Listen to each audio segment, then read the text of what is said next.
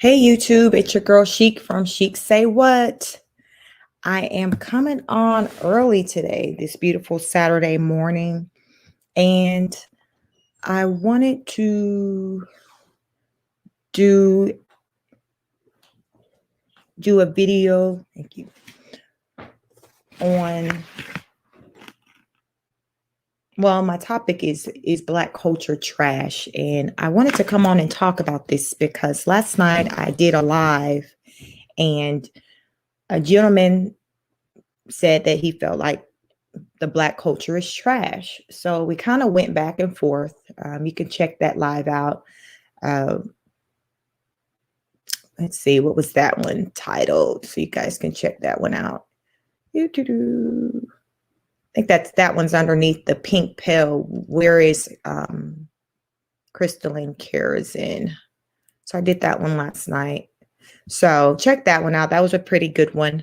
But like I said, somehow, we segue into just conversations about the Black culture and if it's serving, if people collectively within our culture are doing the best that we can, and is it impacting the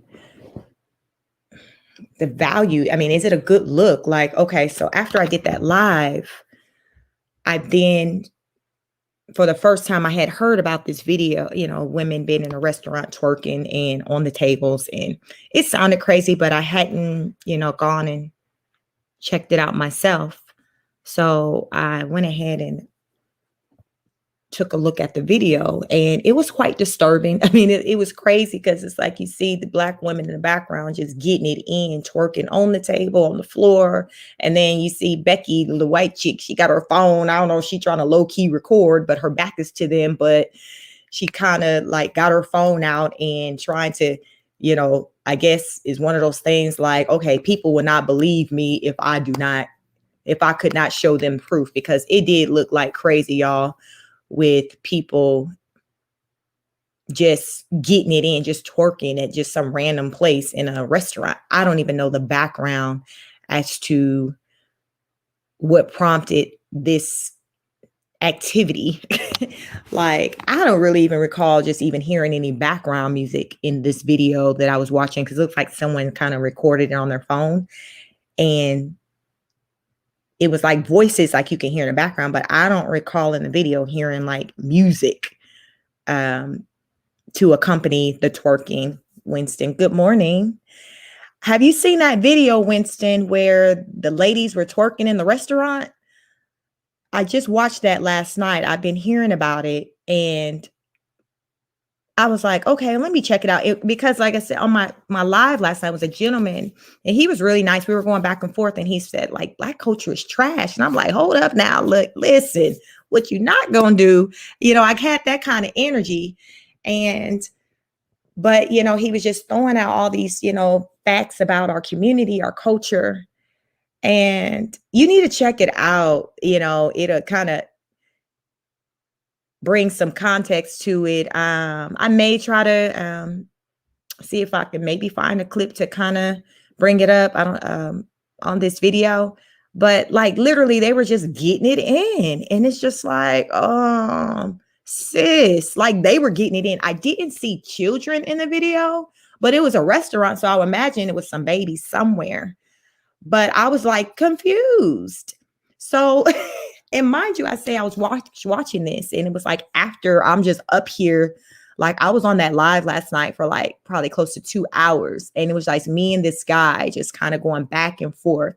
And it was great energy. I really, liked the, his energy. He wasn't aggressive. Like he was just like, hey, sis, what do you think about this? And he was just throwing out, the things that he'd researched. And I would just give my opinion about it just off the dome, because I didn't really have the stats like that in front of me. That's really not the type of video that was. I do have a video out there dealing with stats.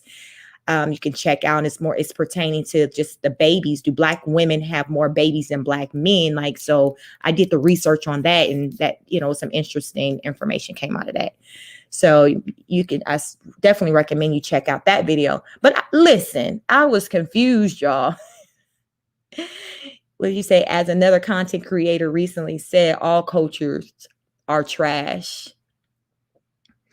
Is this the old one at the brunch place or something new? I don't know, because it could have been at a brunch place. I don't know. I think the first person I seen that talked about it was maybe like Tariq Nasheed, if you're familiar with him, and that had to be maybe like a week or more ago. And he had it like in his thumbnail, like, so I'm like, you know what? I can't do this, y'all. So I skirted on past it because I just wasn't ready.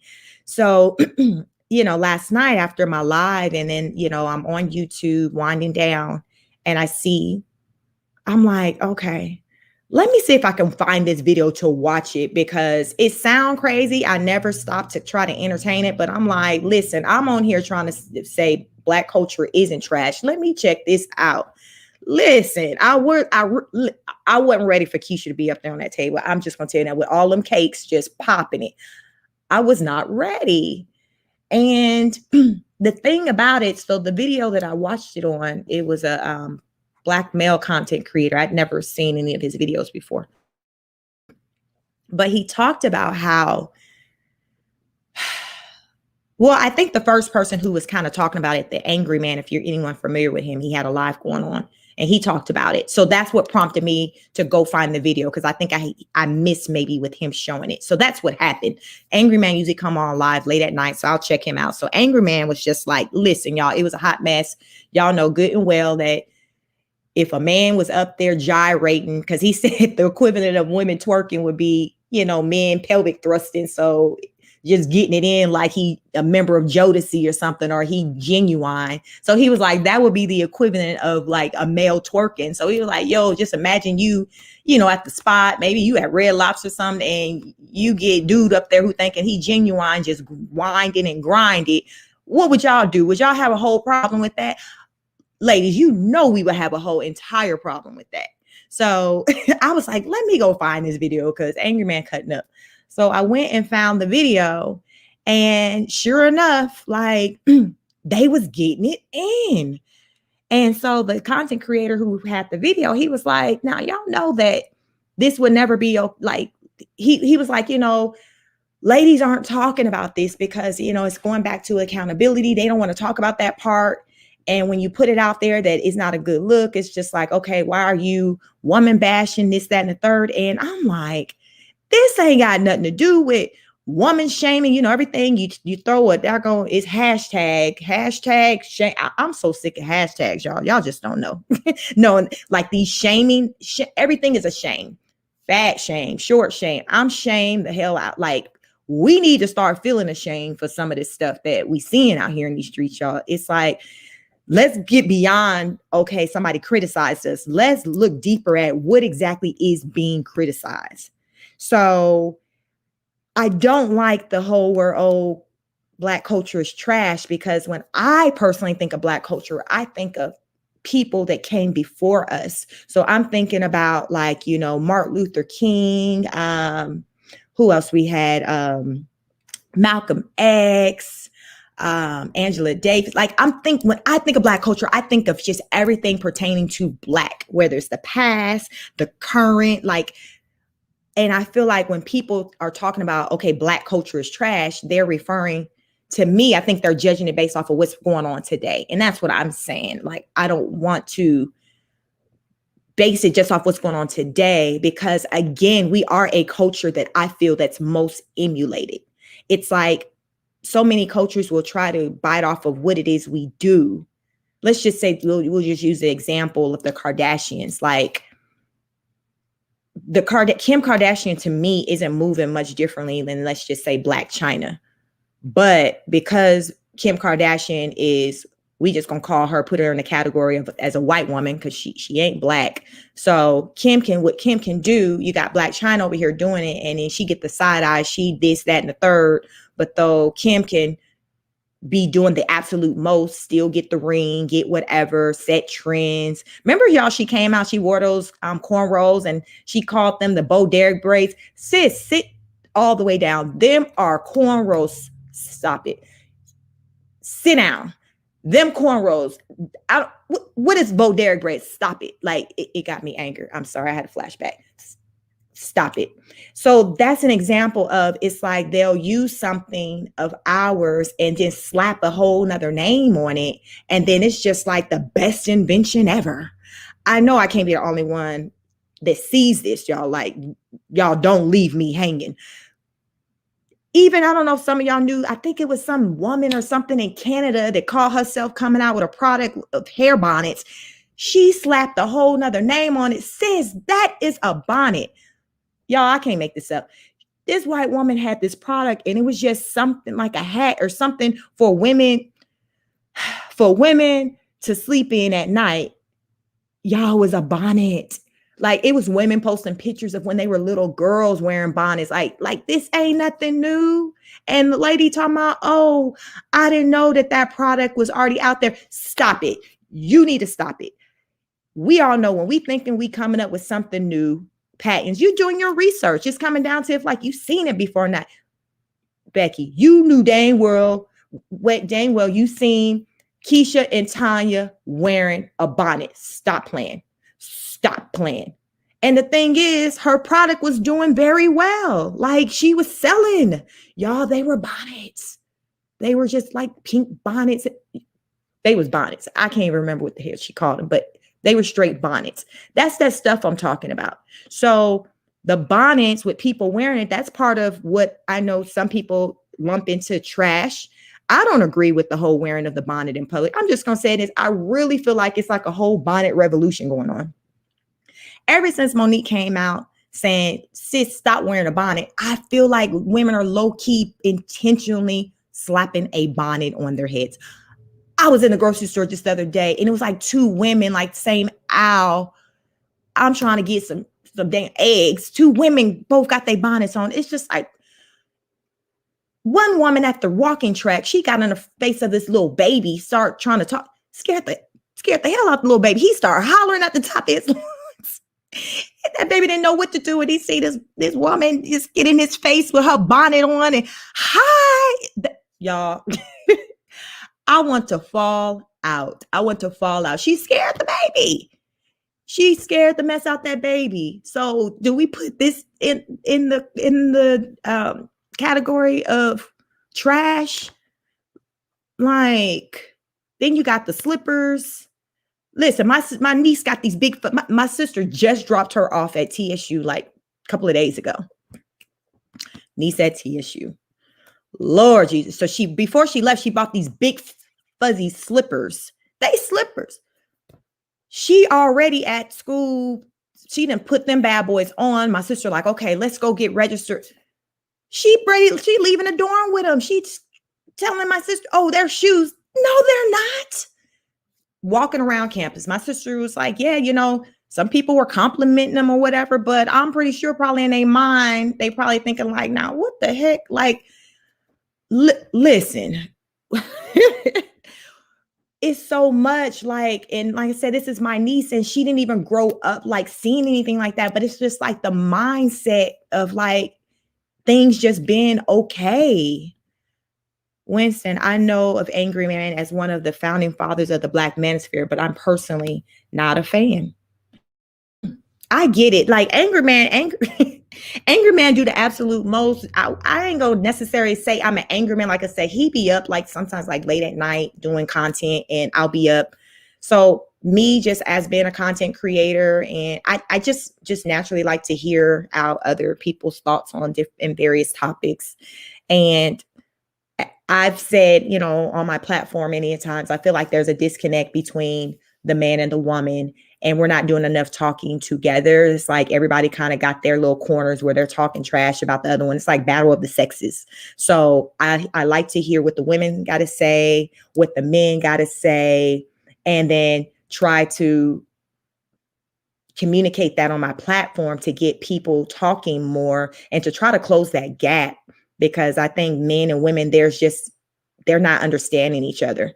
So, so that's where Angry Man come into play. But I ain't running around loving, but I hate when he just get on there and just be begging for money and shutting it like that.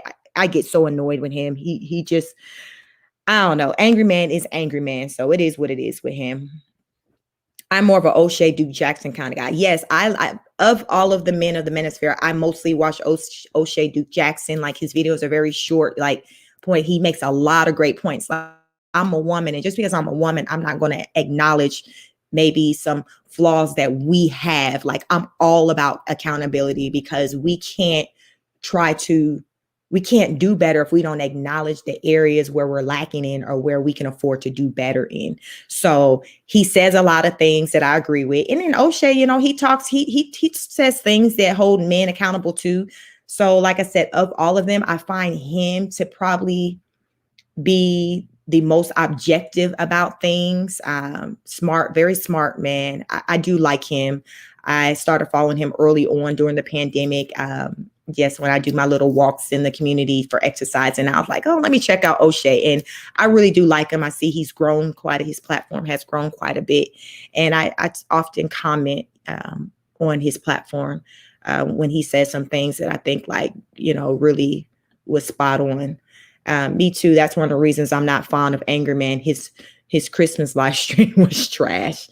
Angry Man is angry, I tell you that. But some of these things that are talked about in our community, it is what it is. So like as part of my preparation with this video, I looked up some things. I wanted to kind of learn what are the top pressing issues for our community today. Let me share my screen, because I found this website. It was the first website I came across. I'm like, wow, okay, this got some good information. I'm going to share this. So let me share my screen with you all. Okay. So it says 5 common problems faced by African Americans today. So let me see. I'm trying to see if I can. Oh shit, another founding father. Black culture is not trash. However, I noticed that the late 90s, there was a huge shift in Black culture, the need to have acceptance from other cultures over sharing other. Listen, Maya, I don't feel like Black culture is trash either. I was on that live. If y'all check out that live from last night, I was on there by myself defending the Black culture, because I'm like, what we not going to do? I recognize we have our flaws, but we can't throw the whole culture away, period. Like I can't, I'm not there. I don't know. Listen, Maya 2.0, I'm not there with throwing away the whole culture. I just can't do it. So let me see. I want to try to, I want you guys to see, but I'm trying to remove this hide. Okay, there we go. So I want y'all to see what I came across, the 5 common problems faced by African Americans today. So this is the website, blackamericaweb.com. And it's our man, Tom Joyner. So let's get into it. Here are the 4 common problems faced by African Americans today. Make sure y'all with me. Hopefully y'all can see this. Okay. So the first one is lack of family structure. I got a video out there talking about that. So I didn't talk about probably much of this already out there. If you guys haven't checked those videos out, please check them out. According to 2002 study, 70% of all African-American children were illegitimate, and that number rose from 23.6% back in 1963, because that was the year when welfare became a right according to the Constitution, which made having husbands redundant. Because what I've learned is that, like, when they'd come in and do the check into your home, like, no man couldn't be present, because it's like, sis, you finna lose all these benefits if we, see Ray Ray sitting over there on the couch chilling. Like, so Ray Ray had to go on over to, Antoine's house because inspection time. So you got to get up out of here. So if you had a man in that house, you weren't getting these benefits. Too many African American families grow up without a father figure in the household, which often leads to psychological issues later in life. I do see that. I do see the difference where how kids move more so on a collective level when there wasn't a strong presence of a father. Like, Like, I see it. Like, as a woman, I'm married, I have 3 children. I see the difference of how my children move their thought process in comparison to like other people's kids where there's a single mom and she's trying to hold it down by herself and still value the best, just do the best she can. So, I mean, I think mom, dad, and one isn't more important than the other. You need both in the household, period. Number 2, dangerous cities have high African-American Dangerous cities have high African-American populations. Dangerous cities like Oakland, Cleveland, Baltimore, and Detroit, where gang violence and crime is an everyday occurrence, has a high population of African-American people who live under the government of Democrats. So I'm from California. I'm from the Bay Area. So I'm familiar with just those surrounding areas where you do have like your high crime. Oakland, we got Richmond, where else? San Francisco, got Sacramento. It is high crime. I'm from a small town called Pittsburgh. Antioch is right outside of Pittsburgh, which is outside of Napa Valley. So yes, in these areas, just in particular in California, like I do know, it was just always known, just when I was a little girl, I've just always known that they were like high crime areas. My little small town, Pittsburgh, wasn't per se as high crime. It wasn't compared to Oakland, but it was more so on the outskirts. But I lived in a predominantly Black community at that time, Pittsburgh, California, if anybody ever heard of that. Like I said, it's right outside of Napa. So in our cities, there is, you're going to see your crime higher. Right now, I live in Georgia. So, of course, we all know it be on and popping in Atlanta on any given day. So number 3, high abortion rates. It is estimated that 30% of all abortions in the country are done by African-American women. This heightened loss of uncounted lives percolates to reduce respect for life and has played its role in decreasing civility with which people treat each other. High abortion rates, they are high. Like some of you may even know, I mean, in particular ladies, women who admit to having a large number of abortions. Like I happen to fall on the side of I'm pro-choice, but I also think it's crazy when somebody's still at 6 months, still trying to go and get fixed. Like, okay, we feeling kicks at this point. So I think that is a real thing as far as like, okay, at what point during the pregnancy we trying to have these abortions? But I know from my understanding, the longer you're into the pregnancy, the more expensive it's going to be. Like I know people like paying upwards like $1,200 to get an abortion, like using whole income tax checks. Y'all, no lie, using whole income tax checks to get an abortion, paying like $1,200 because you up there like in that 6-month range. So I would imagine, I guess it's more that goes into it with the whole procedure when you're having it done. I don't know nothing about the, I ain't never even gone to hold somebody's hand during it. I'm just going off of just people who I've had conversations with it, who've experienced them or going with people with them. Listen, I ain't done. I've never gone or been a support. I've never had one, but at the end of the day, I'm pro-choice. Your body, your choice. The victim mindset. Nothing holds an African-American Black man more. It says nothing holds an African-American Black man back. Okay. Nothing holds an African-American back more than seeing themselves as a victim who sees everything as someone else's fault without taking the deserved responsibilities to such a significant degree that their victim status becomes their collective identity. Okay. That's what, if any of you are familiar with Anton, he's another content creator. What's Anton? Is his last name Davis? His Anton. You guys, Anton, he has his YouTube channel. He's sometimes, usually on Thursdays, he premiere on the Lapeef Let's Talk. I really like them. And they talk about our culture. Anton is the first one to put out there Black culture is trash. And when he put that out there, it's like on the panel, I don't recall anyone kind of stepping up in agreement with him. But, anytime Anton throws something out there, he gonna, come with you to support it. But he talks about the victimhood mentality and feeling like far too many people have the victim mindset. Let me see. Winston, I have mixed feelings about number 4. Winston, there's too many content creators to keep track of. There's a lot. You say you got mixed feelings about number 4. That's the accountability. Let me see if I can try to move you off so we can see it. I'm still trying to hide. Okay. Yeah, the victim mindset. Like,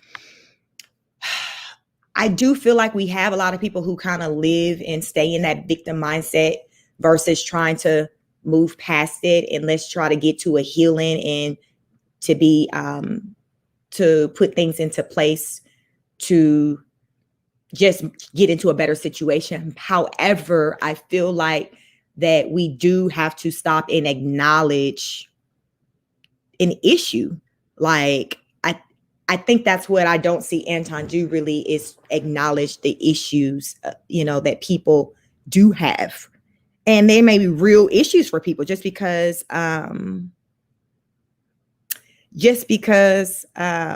it's not an issue for you, it doesn't mean that it's not an issue for someone else. So we can't discount other people's experiences. I used to live in Pittsburgh too. Okay, I do. I liked you, Maya. Hey. So yeah, my mom and my family's still there. So yes, that's like where I come from. Then I moved to Fairfield Sassoon, like when I was in like middle school. But my peeps are still in Pittsburgh. Yes, and so yes, we have to acknowledge where we came from. Like, you can't just skirt over that. And I think like some of the other ladies I would hear on the Lapeef Let's Talk, platform, like there's Kay, there's Courtney. Kay talks a lot about like, listen, we can't just skirt over what just happened to bruh when he got beat down by the police. Like, listen, like that was a whole situation that he went through. We have to talk about that. And I picked up that Anton doesn't want to talk about it. He just wants to just keep it moving. Like, okay, well, that happened. Let's move forward. So I don't think we can kind of just skirt over things like that. Number 5, African Americans make a sizable portion of prisoners. African Americans make a sizable portion of prisoners. Okay. So the studies infer that 52% committed by African American individuals. Due to this high incarceration rate, every 1 in 9 African American children you pass on the sidewalk may have or might have had a parent in prison, due to the greater likelihood of African Americans being incarcerated. I mean, I come from a family with mostly women, but the few men, like my uncles or my mom's cousins, like they went through the system. Yeah. And then me, as far as my paternal father, he just wasn't around. Like, he was running around Pittsburgh, but he wasn't trying to be over where I was at, trying to play daddy. Like, he wasn't trying to do that. I literally would just like see him at the local city park. If you remember that, like, because he would play baseball. My mom played softball as well. So like literally our bonding was outside of the concession stand. That was the extent of the father experience with my biological father. So I grew up seeing either men being locked up or the man just choosing to not have a presence in the lives of their children. So I don't, like, some men say, oh, men aren't around in their children's lives because the women have kicked them out of the house.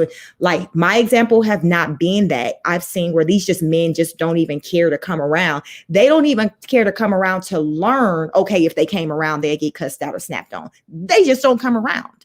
So we can't even put them in a category of, oh, they ain't around because they got kicked out or this, or they treated bad. They ain't even coming around. So listen, you don't even have that argument to talk about the energy because you ain't even coming around. So stop it. Have several seats. Let me look at some of the comments. To provide context, people say pointing out systematic racism and oppression are the same as being attached to a victim mindset.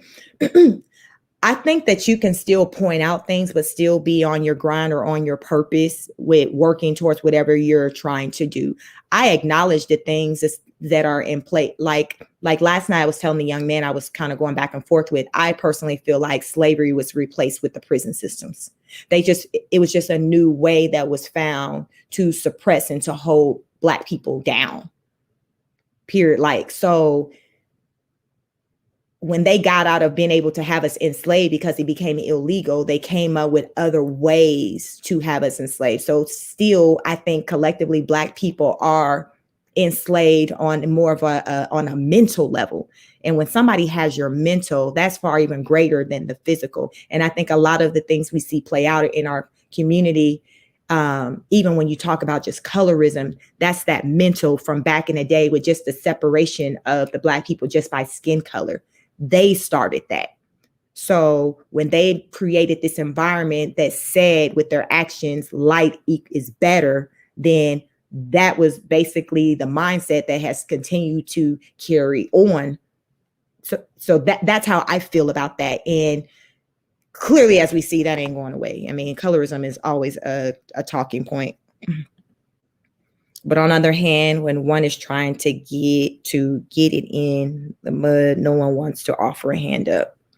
You got that. I mean, a lot of people will talk, but they're not willing to, lend that open hand. Like I have a personality. If you're not going to be about a solution or helping out, I don't care to hear your comment, your opinion. Like, that's what you get up out of me. Like, okay, if you're not coming through with trying to do something to help the cause, then we don't need to hear from you. I recently had a white female psychiatrist try to tell me I should undergo therapy because I want to work smarter, not harder. That's crazy. Hence why they say our Black people should see Black counselors and therapists, period. I agree with that. Maya 2.0, I heard Anton say that, but I am under the assumption he misspoke when he said culture because he kept talking about certain generations. And that was my thing last night on my live. It's like, I would want to know more. I would want him to elaborate more on the situation. Like, is he talking about, like you said, the generation? Because when he said culture, it made me look at just Black culture, period. So, but if he were to silo it and say, okay, the culture post, like the young man I was, had conversing with, he was like, well, prior to the 70s, we were good. And after that, I'm like, okay, I can understand when you're trying to separate the generations, but to lump everybody in at one time, no, I don't agree with that. I think you have to separate because there's a time left our people making collectively working together. Can't just by saying, oh, our culture is bad. Like, no, I need go. Let me see. I was trying to something computer locked up. I was trying to some comment happen here. Back to the and see what else. Is anything else I want to touch on?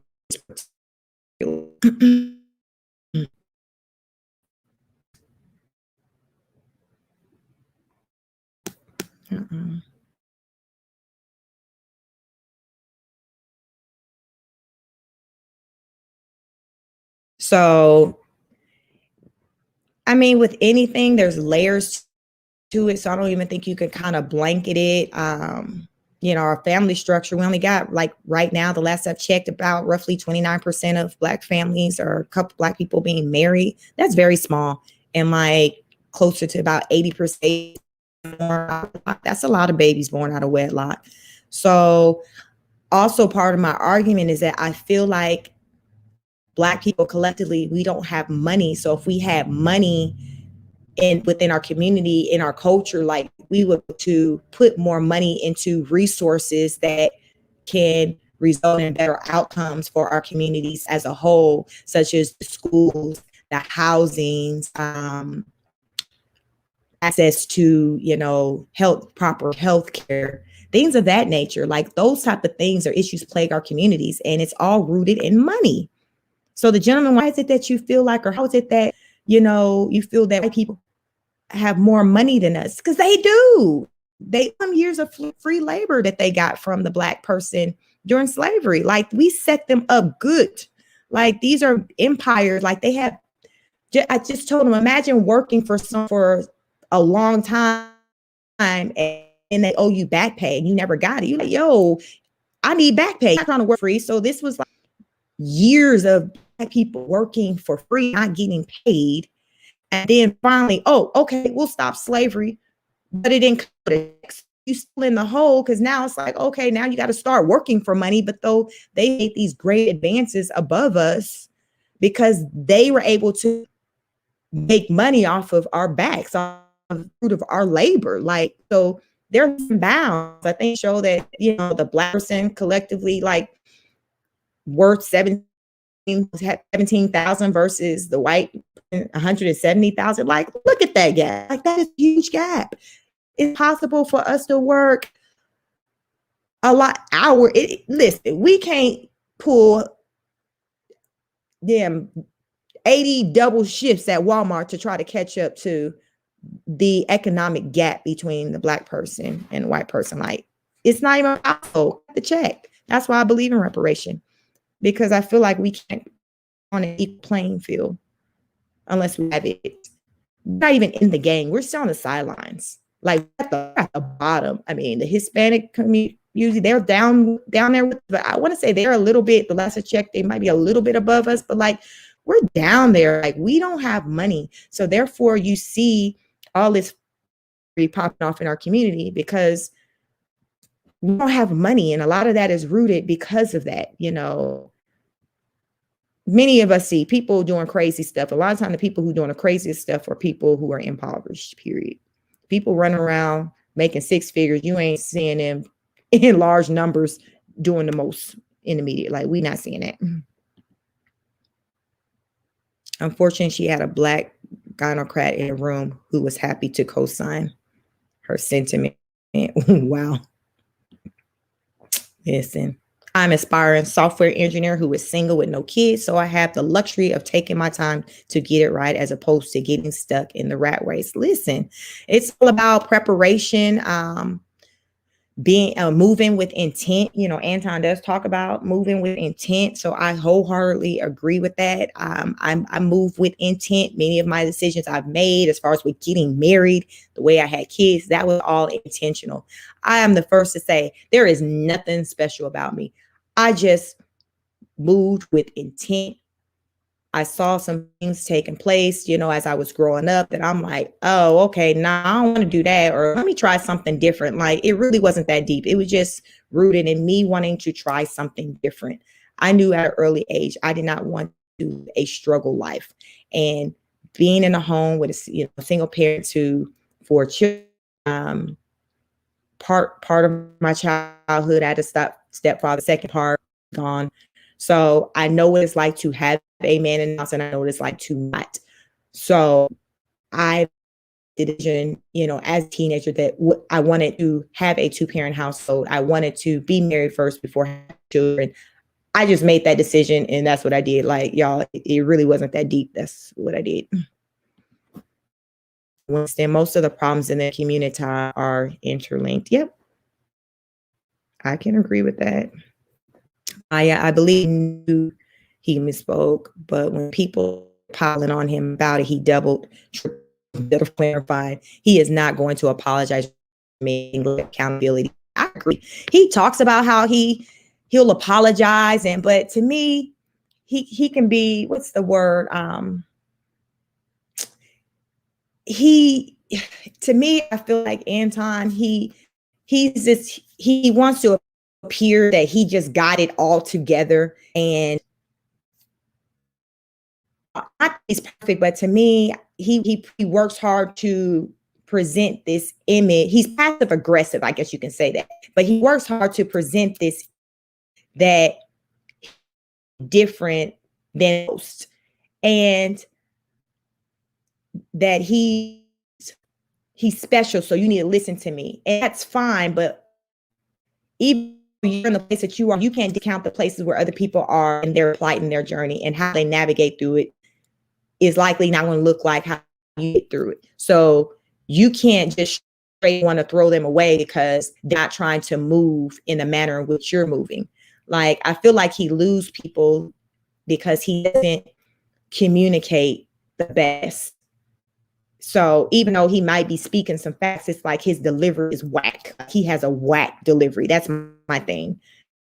Sometimes they say it's not what you say, it's how you say it. And if you're not conscious of how you're delivering something, you'll to people and they'll just completely miss your message. And that's something just I've learned just as myself, because I'm very direct.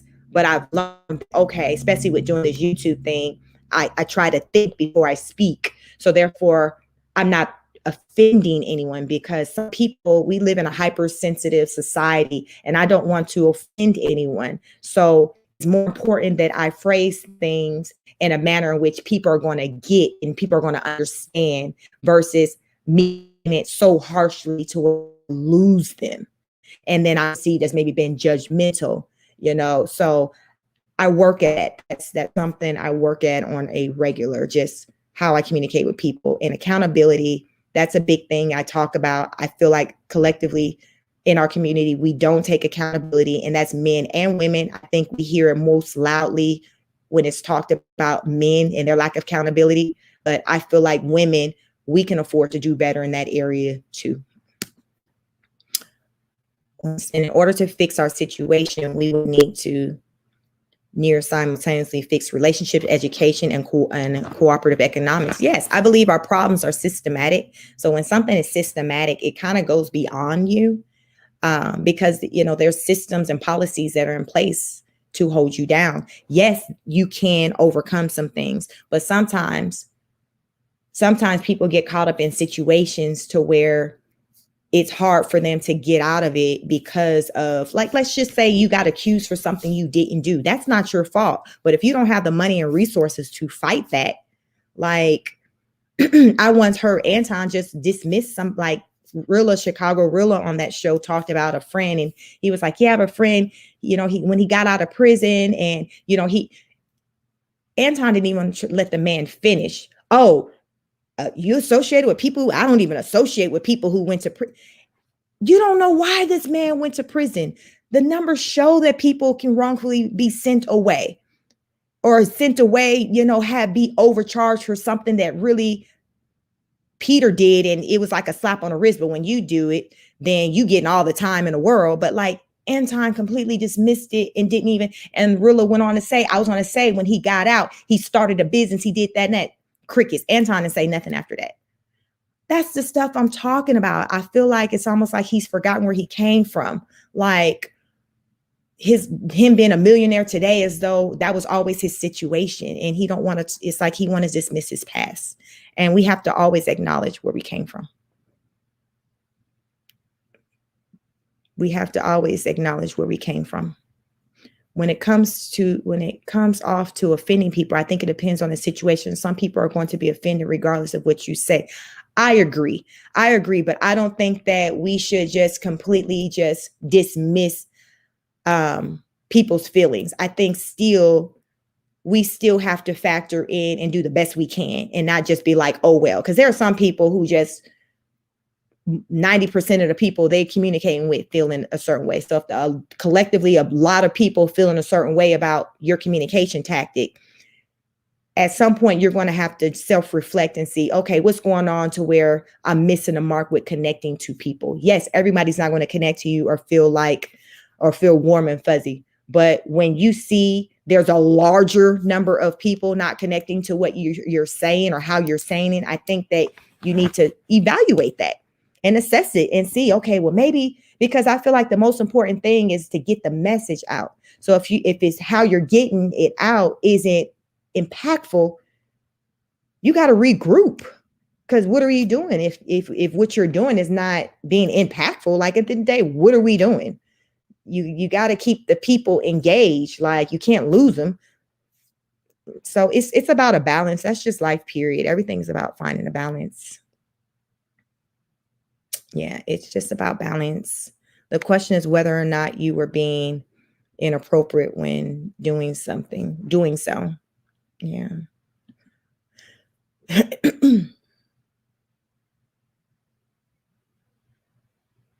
That's interesting. Why do you say rich blacks are opposed to reparations? I think people, it looks like that question may have been at Maya, but just even when I think about that question, I think people who have money become desensitized to those who don't. Like, I think most Black people who do have money, they didn't come from money. But when they get money, like one good point that, where I was listening to like the Angry Man, and one of his, I think it might have been earlier yesterday, and he talked about he personally feel like it's not possible to be successful and not be a coon.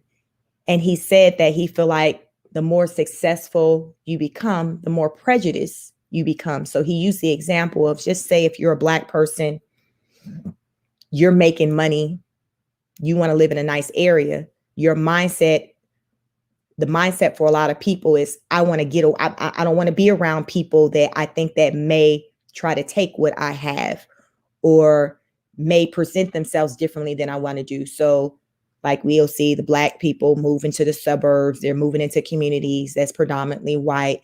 So he said that it's prejudice. He said that he feels that everyone has it in them to be prejudiced. It comes down to a classism thing, where being prejudiced is mostly driven from driven from class versus like a racism situation. So the way he broke it down, I'm like, okay, because it's like he said, the more successful you get, the more money you have, the more removed you start to be. He said, the more broke you are, the more pro-Black you are. Because, I guess you'll hear, people who don't have money are the ones collectively mostly screaming the loudest for reparations. But the ones who are comfortable, who have money, they're like, well, I'm fine. My bank account looking nice, so I ain't even worried about it. So it's like I said, they don't really think much about those who don't have it, because it's like, well, I got it now, so I'm not concerned about those ones who still can't eat, because I'm eating good over here. So, and that's what I feel like Anton, he says he's a millionaire. And to me, it seems like the more successful he gets, or he's gotten, the more removed from just the Black people collectively he's, to me, that's the energy I get, where it's just like he's become desensitized to the Black man's plight. It's just like, oh, okay, whatever. We'll just get to the money. And he just want to dismiss a lot of things. So that's the part, the critique that I have about Anton. But for the most part, 90% of the things that he say, I do agree. But I think that he can do better. We all can do better. Anton has drunk the Kool-Aid. He does what most Black people do when they acquire 6 to 7 figures in their bank account. I agree. And I mean, it's unfortunate. We see it happen. Like I said, they remove themselves from the community. They often don't go back. They often don't give back. I think we got enough Black millionaires, successful people, to where they could make a difference in many of the communities across the country with improving things. And I don't feel like we hear talks of that happening enough, where, Jay-Z, he started up a hospital, and put a bunch of Black doctors and nurses. Like, to me, I feel like people like him got the resources to do things like that. But you don't hear that. You might say, oh, he put money in a sports team. A sports team. What about the stuff that really matters in the community? Like, LeBron has his name slapped on a school, from what I hear. Like, his name is on it, but I think it's some white person that got their hand on it. So I don't know if he's like the face of it. I don't know. So his name is on a school somewhere in Ohio, maybe in Akron, where he's from. But I just don't feel like successful Black people do as much as they can for the Black community. And when you do hear about them, where they are choosing to spend their dollars, to me, by choosing to only put your dollars into like sports, that sends the message to our children that that's most important. Like with trying to be an athlete, or to me, I get the message that they, being a musician, a rapper is like important. Like you don't hear, they don't really see the examples of, okay, the Black doctor, the Black lawyer, what's pushed in their faces, entertainment. These rappers that to me been dropping off like flies from violence, of just violence within our own communities, is we just hear it spoken more loudly when somebody outside of Black community does something to a Black person. But when you look at the data, Black people, is Black on Black crime, is those numbers are far exceeding than crime against the Blacks. So, but I don't feel like we talk about that enough. I feel like the more we talk about Black on Black crime, the more that's that accountability piece we speak about, because when you stop to acknowledge something's happening, that then puts you in a position to have to then be accountable. Because how do you, in order to be accountable, you have to acknowledge there's a problem. And I think a lot of us don't want to stop to acknowledge the problem, because then it's followed with, okay, what am I going to do? So it's better to just skirt over it, turn the other way, and dismiss or act like you're not seeing what you're seeing, because you don't want to deal with it. Winston says, I have mixed feelings about that sellout scenario. If you had money, you would want your child at risk. If you had money, you would want your child at risk of any city violence. I agree. That's why when Angry Man talked about the more money you have, the more prejudiced you become, and that being prejudiced is more of a class situation. Like, it made sense. Like, I never looked at that as like Black people. Like, I personally feel like Black people can't be racist. Like, that comes with power. Black people collectively don't have power. Like, we don't have the power to shut anything down because we don't own anything. Like, I think the extent of our power is if we stop using our dollars. But as far as like shutting down shop on things, like, we don't own anything.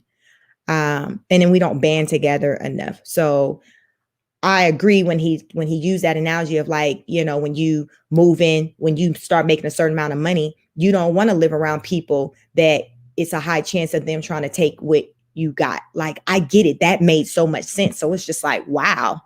And I just got to thinking about just people I've seen, where I've seen them just grow financially, get more money in their bank account, me take note of maybe certain changes in their behaviors, their attitudes. Like, I've seen the shift. So he made a lot of sense, when he made that comment. It definitely was food for thought. Yeah. I like Tommy Sotomayor. Kevin Samuels has found a niche and he is riding the wave. Tommy, I go back and forth with Tommy. He recently did a really good interview with the woman she's pregnant right now with her 18th child. I guess she made the news locally where she lives. Where does she live? I think they're in Columbus, Georgia. And when I saw this title, I didn't watch the live, but I watched the playback because I normally don't follow him, because historically when I would listen to him, it was just everything he said about the Black woman just seemed negative. So fairly recently, I kind of been giving him just, when I'm like, okay, I'm going to find something to listen to. And I'm like, okay, let me check Tommy out again. It hasn't been as bad as it has been before. But with this interview, it's like, okay, Tommy's going to have a one-on-one with the lady who's pregnant with her 18th child. So my first thought, Maya, was, oh my God, is Tommy finna show out, talk about this woman? Because you know how Tommy is, he go in on the Black woman. But it was the polar opposite. That interview was so good. Like, I'd never seen Tommy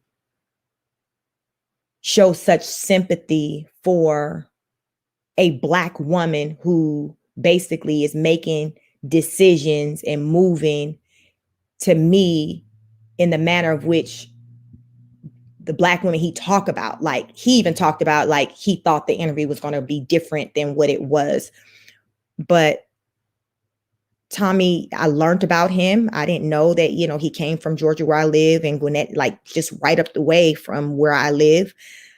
it was a different side of him I got to see. To me, I got to see the more like, wow, Tommy is an actual human that care about people. Like it was a very, I don't know if you caught that one, but if you haven't, check that out. But it was really good. 18 girl, did you say 18? Yes. Listen, y'all go check that interview out that Tommy did maybe about 5 days ago. It was really good. He has 17 because the local news profiled her. The reason why she got profiled because some the media of each of her siblings. And I guess it was very, people got intrigued by this law. So the news house and, just profiled the family. And she's pregnant. I think she said to December 11th or something, because December 8th or something, I don't know. Tommy was trying to get her to hold out to his birthday. How about she was like, oh yeah, I already got a child that has your birthday, Tommy. She got enough kids to cover everybody's birthday, I guess, because I birthday December 8th, and he was like, well, hold out for another days because my birthday December 11th. And she was like, well, I think she said she has 11 boys. It's mostly boys and 6 girls, 11, 12, 13, 14, 15, 16. Yep. So that's 17. Listen, she so many kids. I had to start counting. So I think she said she had 6 girls and she's with her man's with, they've been together, I think 5 years. Child is 4. And the man she now doesn't have any license. So she's hoping for it is a boy, but yeah, she got 18, got 17 now that's walking around. Her youngest, I think right now is like maybe 4 or something, 3 or 4, but she's pregnant number 8. Yeah. That she had her first one at 19. Yeah. So she had a good portion of her. So I know, I think like one of her sons, he got on the phone, and then she had another son that was talking in the chat. So I think the second oldest was talking in the chat. He said,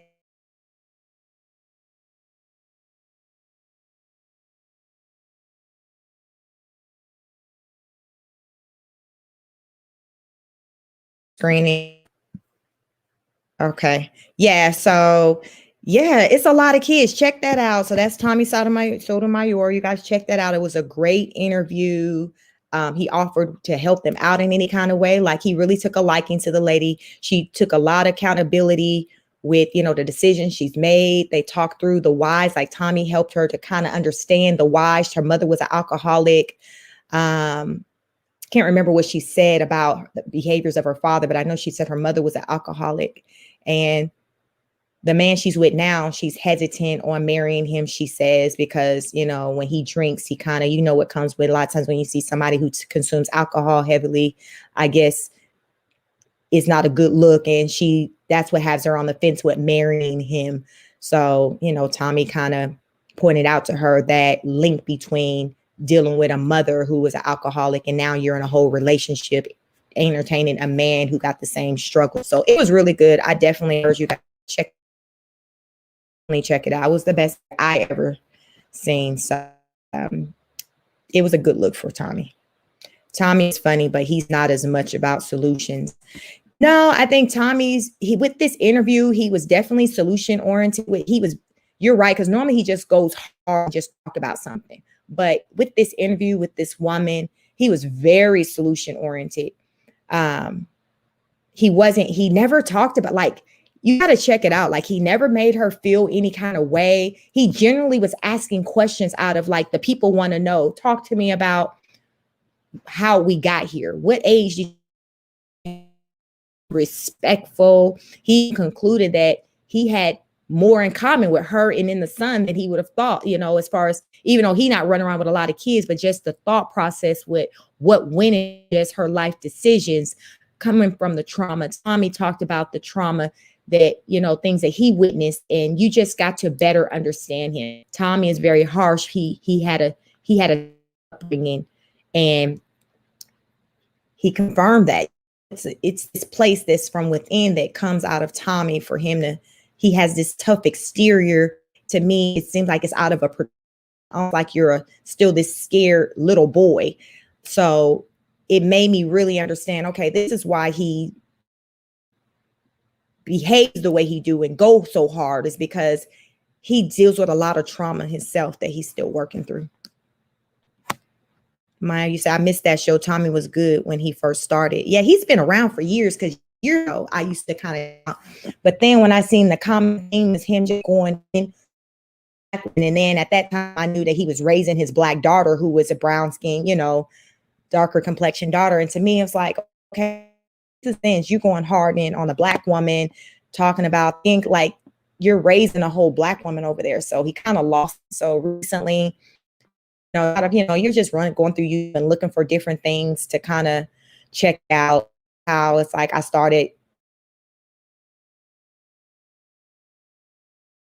scroll over there too, but I will, at the last interview that I did see, it wasn't a different life. Okay, I might come back, Tommy, but I didn't subscribe. I might check, but that incidentally, I was really just Goldie Jones.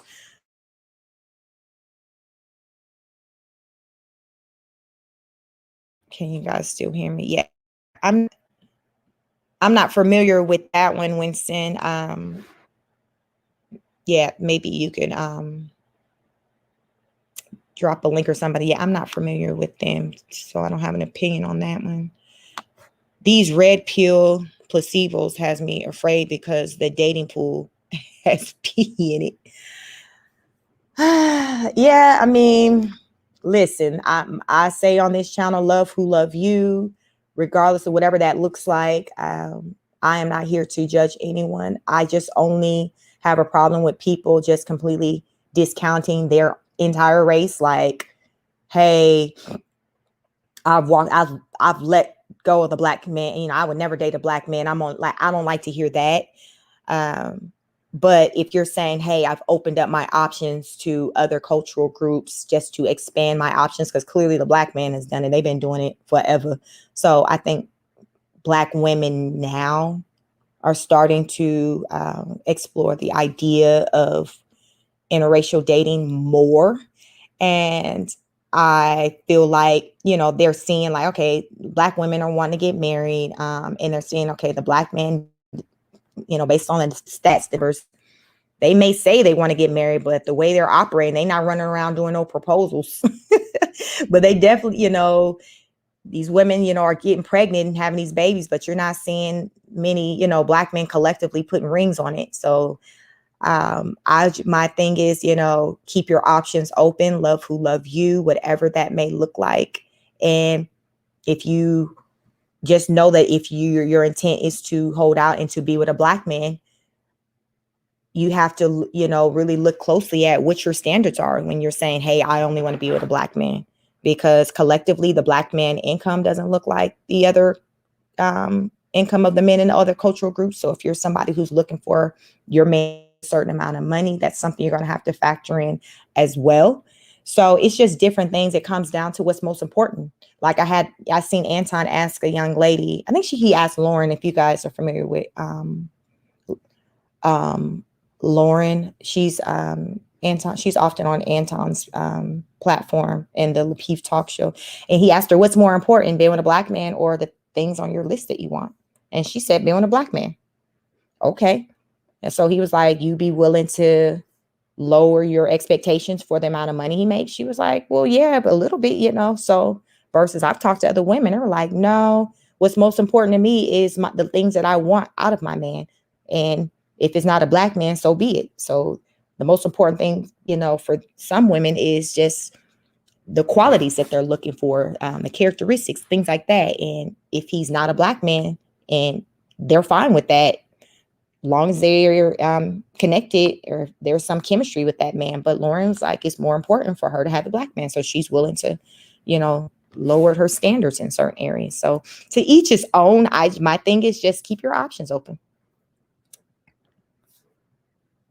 as long as she's learning. Yeah. Each one teach one. Maya, who are you talking about? Yeah. Goldie Jones created a petition against Kevin Samuels. Oh, okay. I don't watch him. Started the pandemic. I had come across his channel. So back then I maybe watched maybe 4 of his videos. He had no subscribers. It's crazy how quickly his platform grew. But right when I kind of stopped listening was right when Crystalline Karazin had called in. I was listening to that live. She's the one with the Peel brand. If you guys haven't checked out those videos I've done on her, I got her out there. Those out. But they spoke. It was a decent, conversation. He was very respectful. She was, respectful, and they agreed for her to come back, and they were going to do like this one-on-one collaboration. So she was cool with that. Well, after that conversation, there was maybe another live, or I don't know if it was the same one, where he was just going ham, calling Black women names. Like, for example, I noticed with him, if someone didn't agree with him, he would then turn to insult them. My thing is, if someone doesn't agree with you, it doesn't necessarily mean that you got to respond to them with an insult. Like, it's okay to disagree, but I noticed that if the ladies weren't speaking his language or weren't in agreement with him, he'd hang up with them, put them on pause, call them like derogatory names. If anyone has listened to Kevin, if you're honest, you have heard him refer to women as broads, bees, the like derogatory names. Like, so I had caught that. I'm like, oh, like I can't be a part of this. So I unsubscribed. I then ended up learning that at the same time, Crystalline said she called and canceled that interview appointment with him because she was concerned about her brand. She was like, I can't be a part of something like this where a man is talking crazy to the Black woman. Like, I can't. So she backed out of the whole collaboration that they were supposed to have. And like, I feel like that was a good look, because I don't know how Kevin moves now today, if he still kind of talk reckless to the women. But I know back then when he was at only 20,000 subscribers, no telling what you was going to hear Kevin say to them ladies. And, ladies still call in, and the ladies, they, most of the time, like if he started calling them out the names, it's like after he done hung up on them. So they weren't still on to kind of defend themselves. It'd be like after he done hung up on them and then he starts speaking. And I just did not like that. Winston said, I would like to be with a Black woman, but I'm not holding my breath. I will say, I think a lot of Black women talk about, oh, it ain't no good Black men out there, this, that, and the third. I think that Black women, what they're looking for, I think a lot of Black women are just stuck on what it is that they're looking for. And they're stuck on, okay, these particular requirements. And if you don't have this. So I think a lot of good Black men are overlooked, because I'm married to a whole Black man. I have a very good Black man. I see good Black men. I don't subscribe to all Black men are trash. But to me, I think that Black women can overlook a Black man because they're trying to go with what culturally is hot. For example, I'll use my niece. She's 18. My sister dropped her off at TSU. My sister was striking up conversations with other, young men who are now at college. She's asking them questions. Oh, well, what are you here for? Where are you from? Where are you from? Oh, I'm here. I'm a pre-med student.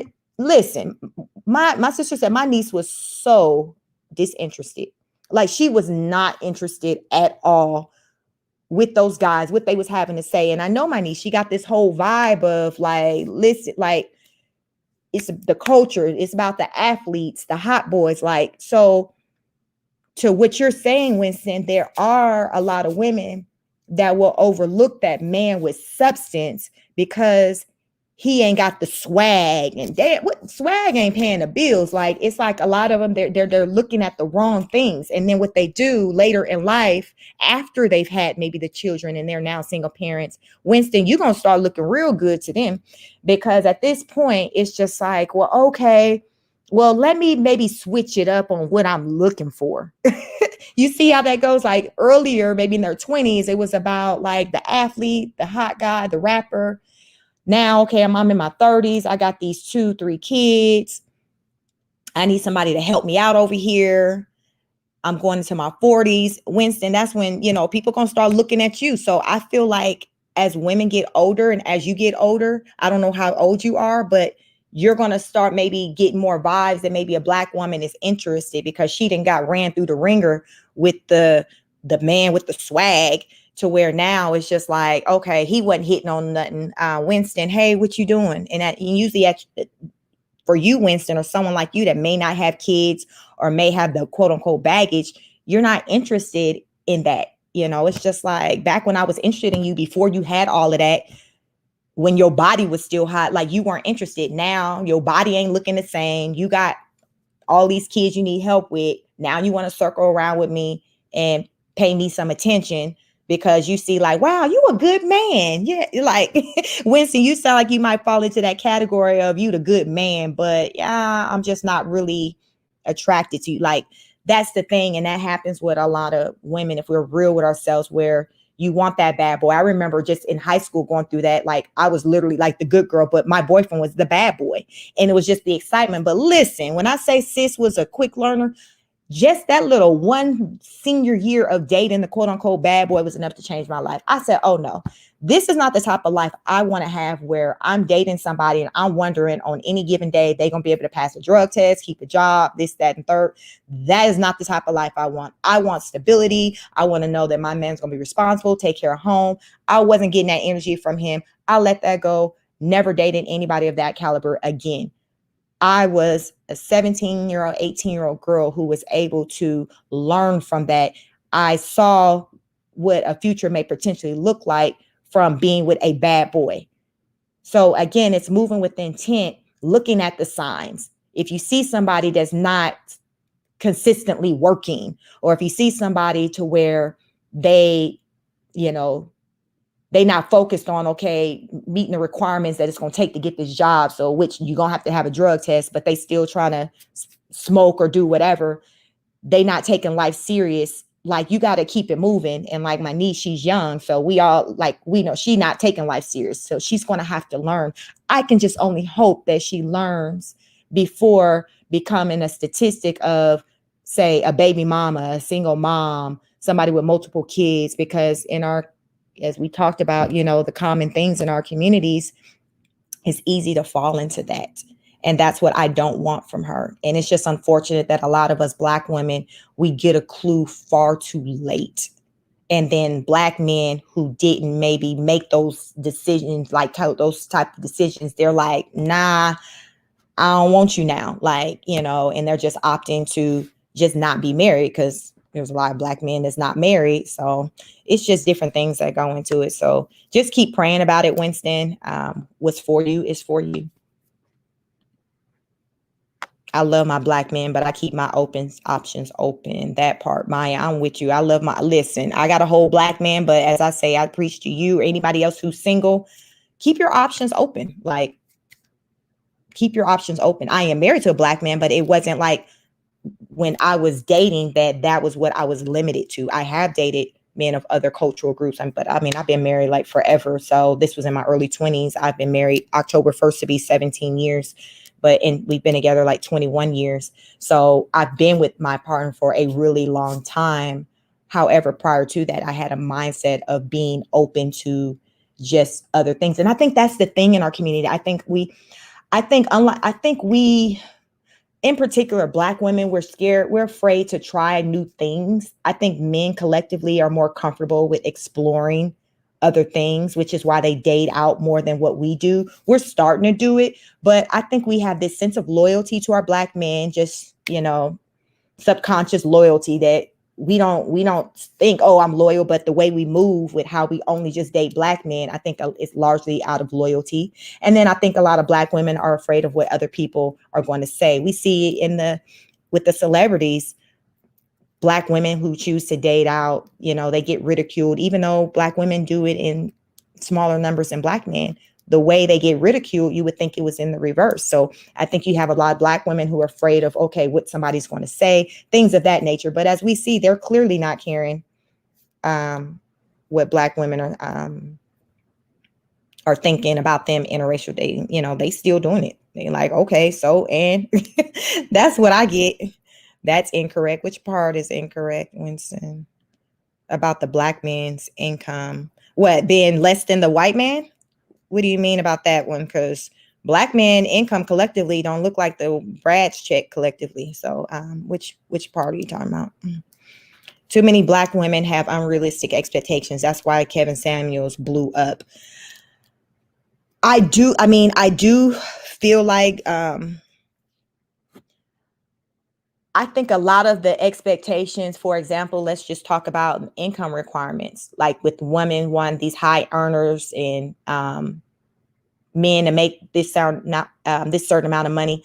My question is, what percentage of Black men fall into the category? And if you exclude athletes, celebrities, just your regular everyday people, what percentage of Black men are 6-figure earners, 6 or 7-figure earners? So when that conversation comes up, it's just like, is there even a large pool of men that fall into this category?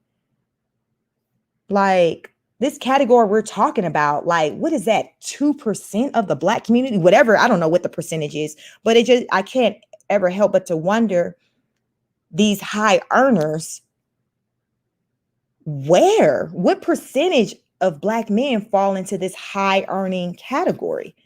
You find other cultural groups that will fall into that category. So when you talk about unrealistic expectation, I definitely think it's an unrealistic expectation when the average Black woman is saying, hey, I want my Black man to make this amount of money if it's going to be in like your 6-figure. No, I don't think that's realistic, because most Black men don't make money like that. So I can agree with, you got people who have unrealistic expectations. I do see that as Black women get older, they start to lower those expectations. Or when they see they're not finding what they want within the Black community, they're starting to be open to men in other communities who maybe can meet some of those expectations outside of being a Black man, of course. Let me see. I'm 35 and I'm not interested in single mothers or middle-aged women. I hear that. I ain't mad at it. And you don't have to. That's, you options. When I married my husband, he was 35. I was 24. He's 11 years older than me. I didn't have kids. He didn't have kids. So you have that right. You have that right. And even when I was dating, I wasn't interested in dating anyone who had children. Fortunately, so happened all the men that would approach me, that it turned out they didn't have children. But in my mind, my mindset was I didn't want to date anyone with kids, because I didn't want to deal with the energy that comes along with that man co-parenting with another woman. It was an era of like baby mama drama was this thing that you hear people talk about. And, I was a young girl out of high school. So I'm like, I'm not interested in dealing with all that. But Winston, if that's your requirement, you have every right. And you just got to keep, hold out until that woman presents herself. Period. Honestly, I hide to keep from being asked on dates because our people have been doing too much. I have a similar lifestyle of Anton Daniels, single and no kids, but I'm not ready to be a sugar mama. Listen, I understand that. I've seen successful women fall into that category and it don't last. It's almost like, okay, well, he's giving me attention, so I'm getting his companionship and he's getting my money or resources in exchange. So it's like a transaction. So I've seen that. And so I'm with you with not wanting to be in that type of situation. And with that being said, like, I think your best bet is like keeping your eye open. From what I've come to hear, it's like men, as they get older, they're checking for the younger woman, but you'll always have that young man that's interested in that older woman.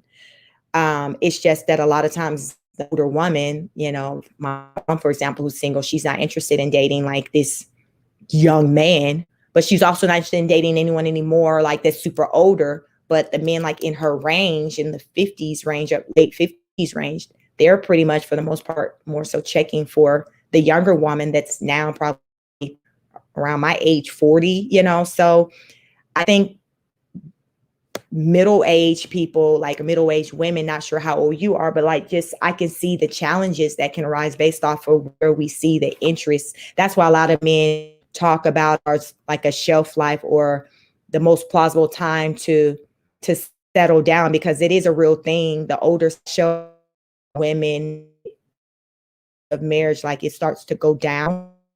And I think it goes back to, the wanting the younger woman. So, that's the thing. But I also subscribe to, what's for you is for you. So, if you're looking for just the man to meet your certain requirements, sacred to you, then hold to it. Sheik say, what I think you're, Sheik say, what I is perception about what is out of date. I've said a lot, Winston. Let's see. I was talking about it in relation to incomes across the board. So you're saying the Black people come across the board is measuring up to the other people's income? Yeah. Then of Black men make six figures. Okay, so to me, the way the dialogue be going, like just listen with Samuels and the talks of, high earner, like getting a 2% of men, like I know I've heard Kevin, tell women, okay, realistically, you're not going to get that man, not because it's a small percentage. To me, it's more focused on you don't have what it takes to get that man. So to me, the patient would give the person a perception that is more than 2% out there is made out of money, since it's a whole conversation piece. Why are we having a conversation piece about the 2% earners? Kevin Samuel started that conversation. Why are we talking about only 2% of men, sir? In other words, I don't do transactional relationships. Here, listen, I'm with you, and I don't think you or anybody should. I'm 42. Good. So at 40, so what I noticed in me being your age also, I noticed young men, more so at the 40 mark, young men kind of doing, I guess now, I don't know. I get men who are kind of try to, oh, what's your name? Try to kind of want to holler, but like, I'm a married woman, but I do notice that it is younger men in particular. So I'll say this about myself, and just how it just makes a difference on just your physical appearance. So I'm a small frame person, but I became even smaller since the pandemic. I kind of upped my exercise game. So typically the smaller a person is, a lot of times the younger they'll look to people. So when I lost, I guess it's about like 20 pounds. So I was maybe like 146. I'm like 125 now. But with that weight change, I noticed a difference with the group of men whose attention I catch. I catch more of a younger person's attention. And it goes back to when I talked about how just the change in my body changed. So I have more of this youthful spirit about me. And also because my body size changed, I had to kind of change my clothes. So now my attire is kind of different. So I'm getting more of those younger men that's like looking at me. But even if I was dating scene, like I wouldn't be interested in dating someone in their 20s. That just wouldn't be me. But I do see more heads of men turning for men who are way younger. So, 40, that's that age when it's just like you still got it, and you got some older men, but you definitely got them young ones coming through. Only about 5% of men make six figures. Yeah, that's too small for us to be having a whole dialogue on. I want to get me listen. So if you want to throw that in unrealistic category, yes, Winston, we can definitely throw that in the unrealistic category if a woman got that on her list. I can agree with that. Your perception of the dating market is a bit stale. Well, how's it going with you, Winston? You said you still running solo. So how's the dating market going for you? Yeah, it look like from my understanding, you're not married. So talk about that. You know, why do you think you're still single? You know, so sometimes, you know, when we have a situation, we have to view it from all sides. We got to look at, okay, what are we presenting? And then we got to view it, or what are we choosing to entertain?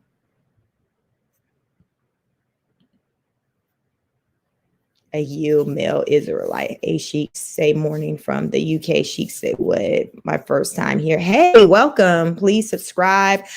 I normally don't be on here talking like this early, but I want to just jump on because I've been hearing this thing about the Black culture being trash. So please chime in if you have any thoughts out there. I know I don't know what the Black percentage is even in the UK. I know one thing on YouTube. I see a lot of interracial dating out there. So is that like a thing out there? I see so many YouTubers where there's a white man and a Black woman. So I'm like, okay, is this how it is in the UK? So, but I've never been. A couple of years ago, 18, I went to Paris with my sisters. So yeah, welcome.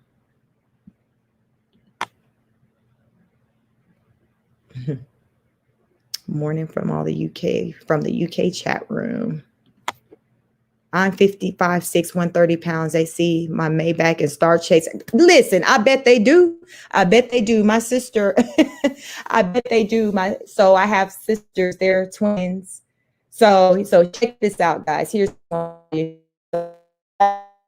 they're twins. Right now, we're months apart. Once a year, we're the same age. My birth, so from July to October, and my sisters are the same age. So as far as me being a big sister telling them what to do, oh, that never was an option because it's like, you're the same age as us, or, you know, we're bigger than you. So, but one of my sisters, she's a really successful real estate agent here in Atlanta, like one of the top salespeople, and she drives a Porsche, and single, no kids. Her and my other sister, you know, she has 3 children, divorcee, dating father. So I understand. If you see a lot of people, they got, you know, my sister is probably about 1.5, 5'8", so beautiful. That is a real, like, I see it so funny where these women, you guys got these, the dating option, like you got single, and a lot of that has me to explore the why behind that, because seeing it far, it's just like, wow, why are these ladies still single? And some of them admit, yeah, I'd like to be with some, you know, someone. And then, like, you know, my sister, she has this energy, like, whatever, throw all the men away. Like, so I don't know if she would like to be in a relationship. She's just about doing her last relationship was she dated someone who was in the music industry. He was a rapper that when he was rapping underneath Ludacris, and she dated him for about 10 plus years. And that's what I talk about when you give these men your youthful years and all this time, and then nothing productive is done with it. Like, it doesn't go anywhere. Just like what we see with Nelly, with how it was with Ashanti or Miss Jackson. We see this happen very often within the Black community, where we'll see these relationships, and women are vocal a lot of times, you know, to the man about what they want and wanting to be married. But men just not running to the altar collectively. Like, but my thing is, the way the culture is, you know, they can get whatever they want without having to run to the altar, like having babies, being able to drive, you know, they ladies Maybach, like they can get all these things without having to put a ring on it. But from what I'm seeing with you, you ain't having it. And I clearly know my sister not having it. So y'all just gotta keep it moving. And interracial dating and child making was massive during the 60s, 70s, 89, 2000, 2010s, but it's decreasing now. Wow. To me, it feels like over here in the US it's increasing. Where I live in Georgia, I live like in the suburbs outside of Atlanta, still in the metro Atlanta area. But if you're familiar with the Gwinnett County interracial dating, or even just within my community, my neighborhood, there's a lot of quite a few families that I see where it's interracial. It's pretty much, I can only think of one of the couples that where it's a Black woman and a white man, but the other couples that I can think of, they're Black men and white women. But just within just the area where I live, you just heavily see the interracial dating, but more so the Black man with the white woman. Maybe you might see some Hispanic, but for the most part, it's a white woman.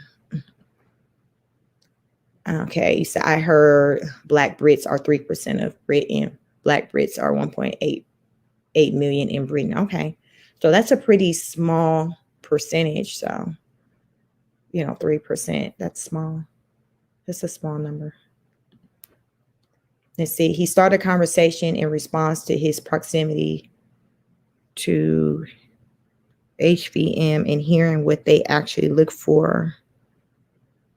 High value men. Okay. He started the conversation in response to his proximity to high value men and hearing what they actually look for in relationships. Okay. I knew that he said he was an image consultant and things like that. So I was familiar with that part. But to me, a conversation piece on 2 or 5%, you threw out 2 percentages for Black men that make a certain amount of money, and then as what I have heard, with these women that are chiming in, yeah, I want a high value man. We can want what we want, but is it realistically to be striving through life saying, okay, I want to marry an NFL player or I want to marry an actor? So back to your point you made before, Winston, about unrealistic. I can agree with that. But as I've seen, they do snap out of it eventually. But a lot of times, somebody like you ain't going the baggage of what they have. Not mad at you at all, sir. Kevin Samuel. He seem a bit harsh, but he is public service by disabusing these women of their delusions. Yeah. My thing, as I said with Kevin, I never had an issue with his opinion of whatever. It was just always how he communicated to the women. I feel like as we've been communicating for an hour and a half now, and please, I'm not sure. I think these numbers really showing, the number of people who are actually listening on these live. I can kind of see the people who I'm interacting with. So if you can share, subscribe while you're here, I would greatly appreciate it. It helps with the algorithm and just getting my videos so other people can kind of check out the content and become a part of, this whole family. Got to come up with a name to call us, but it's always a good vibe over here. I don't really experience really too much trolls. So far, it's been pretty good energy over here. So what I say, it's just about how you communicate with people. You've been expressing your opinion as I've been expressing my opinion, and and it's been very respectful. And I don't know how Kevin does it. A year ago, it was respectful. So that was because a lot of what he was saying, I was agreeing with it. That's why I was listening. But when he started being respectful, that kind of changed of it, and it lost me. When I made my market, that wasn't like some of the sphere creators. And so I listened to Greg, I listened to Obsidian, Shay Duke Jackson. Who else? This Manosphere. It's quite a bit of them I've listened to. Some of them just aren't as harsh. To me, I find O'Shea to be harsh, disrespectful. He'll crack his jokes and things, but to me, O'Shea talks about how he loves Black women, how he's Pan-African. His delivery is just very different. Obsidian, he's pretty harsh. So I haven't listened to him in a while, and I haven't really been seeing him out there much. So I don't know if he's been busy with pushing his book, but Coach Greg. I like Coach Greg. You know, his energy is very, I like his energy. He's funny to me. So I'm familiar with a few of them out there. And some of them I don't maybe know their names, but those are the names that I know. Britain's population currently is either 67 or 68 million. Okay, that's a lot of people. And then you say only 3% being about Black. So it's predominantly white. So collectively, what's your thought? Do you see racism out there? Or, I know in the US, it's a heavy topic here. Like racism is a real thing here. And if you watch international news, you see like we stay on the news dealing with race. I know from my experience when my sisters and I went to Paris, France, I noticed I didn't really experience anything while I was out there as far as something, dealing with racism, but I noticed a separation of Black people as far as your darker skinned people from the more lighter shade of brown skinned people. For example, when I was near the Eiffel Tower, so if any of you been there are a lot of dark complected Black people, in particular men. I don't think I've seen any women. So they're like African men who maybe come from maybe Somalia or I can't remember what country they may come from, but they were very, very dark skinned, like the darkest of the Black skin that you can probably think of seeing. Maybe if you think of that model, Alec Weck, is that her last name? Supermodel. But it was men that color, but they only was like 95, 99% was only near the Eiffel Tower. It was almost like, okay, are they not prohibited to leave this area? Because it seemed like the Black people that I seen like working at our hotel or working where the shops are, when you go shopping, like they were like brown skin. Like if you're seeing my avatar, my picture, they were maybe like my color or lighter. But as I said, the Black men who were working towards like the Eiffel Tower, they were very, very dark. So I'm like, okay, am I seeing classism here based off of, not classism, colorism is based off of, okay, well, you're this skin tone, so you need to stay in this area. Maybe it was like one or two Black men of that skin tone working when we went to the shopping areas, in those areas where they were selling. And when I say working, they had their like a rug on the ground with their products laid out to sell. So that's working for the people that I'm describing that had the darker skin complexion. And I think it was maybe one or two men when we got on the bus and went to where the shopping areas is, like where the strip is. I don't know what you might call that area, but that's just where like all your like your Chanel, your Coach, like all your high-end stores are. I think seeing one or two men that far out. And I'm like, wow, it stood out to me because otherwise you just didn't see the men of that shade walking around Paris. So I'm like, okay, what's the deal here? Why are they isolated to that area? So that stood out to me. It's different when you can travel abroad and just experience different going places. I think that anyone who has the means to be able to travel should definitely do it, because it's definitely a learning experience. And that experience, I have my little hangups or whatever about the US or whatever, but something I'm comfortable with, I'm familiar with. I feel like anywhere you go, there's going to be challenges. And I actually was looking forward to coming home because I just concluded that I just had a desire to be outside of my country for longer than like 5 days. Like I just was ready to come back home, y'all. I was happy about being able to experience to someplace, that far away, because I'd never gone that far out. Things with taking a cruise to Jamaica, Bahamas, but to go to like Paris, like France, like that was a whole different experience that I would be grateful for. But I walked away saying, yeah, I think I'm just gonna go ahead and go on back home and just be good living in the US. Maya, who is O'Shea? I've heard that name a couple of times. O'Shea Duke Jackson. He's hilarious. O'Shea Duke Jackson. You will come up with his videos, and he literally posts like a million times a day, it seems like. And his videos are usually like short. So he kind of jumps in and jumps out. That's the thing. I think that's how I kind of got used to him, because he'll do like a quick video on something, hit on a bunch of points, and then jump out. And he's hilarious. He does a lot of sound effects, so you'll be quite entertained. He has a lot of visuals, so he does great. Like with his computer, he has, like, when I started following him, he had less than 100,000. He's over 100. He's right underneath 200,000. O'Shea maybe around 160,000 subscribers right now. But I've watched him grow. He works very hard. He lives out in another country right now. He travels a bit. I think he's also a student. Smart guy. So check him out.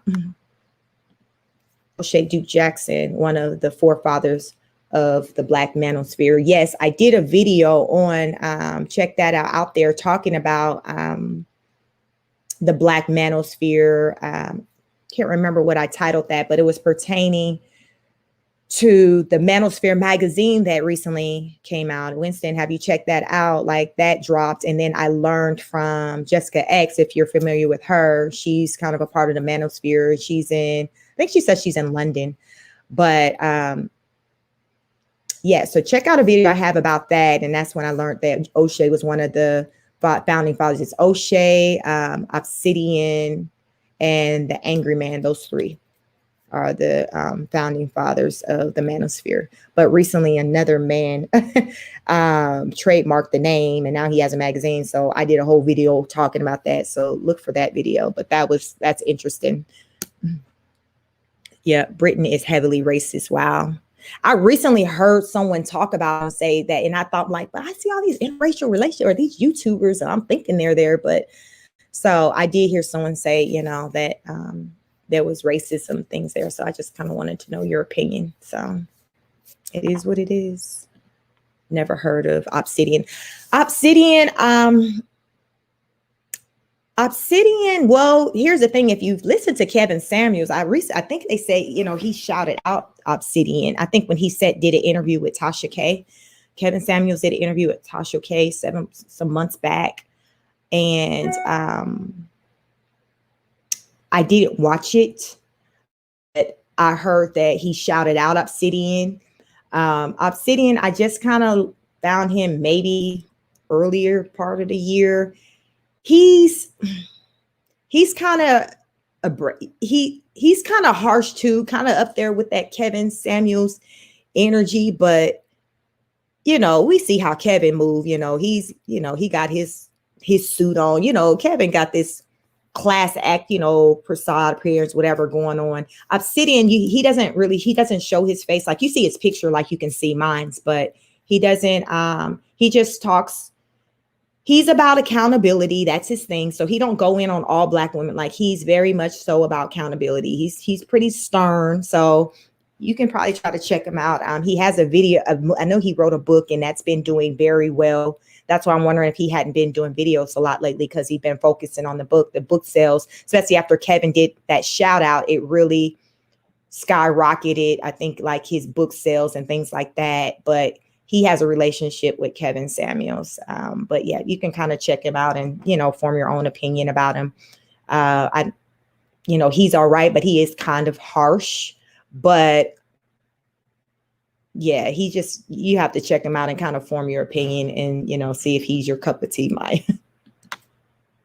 You said Winston, you said women care about feelings, men care about facts. I can agree to that. I always said, just when I move in the world and my relationships, I'm more of like the male, like I'm very factual type. I'm not your typical woman that be in their feelings.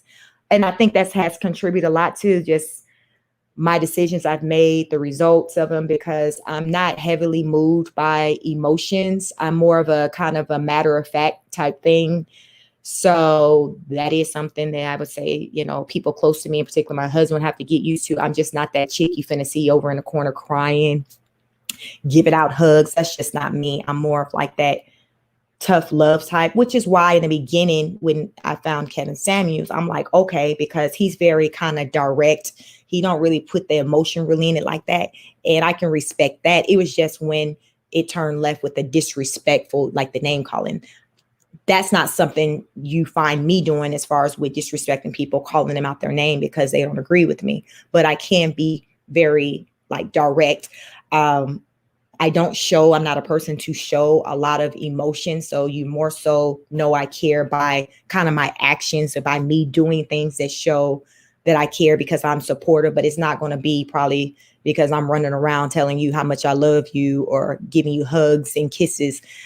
I'm just not that chick. So I will say, women, we do live in our feelings collectively more than looking at facts. And that gets us caught up in situations. Hence why we have children. You know, you see a lot of single women and they repeatedly get pregnant and become a baby mama 2, 3, 4, 5 times over. You know, that's feelings type stuff where you then fell in love again for the 5th time and gave that man a baby. Now he gone. And so, yeah, but again, that's the way our bodies are made up. We're naturally creatures that feel. So it's just part of it's just the way God made us.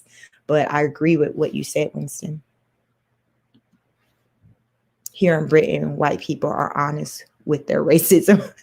Wow. You know, that's another thing I hear about people say, listen, if you're going to be a racist and do the most, just let me know. Don't hide it. That's the thing a lot of people talk about, like the hidden, like people always say, look, I respect somebody who's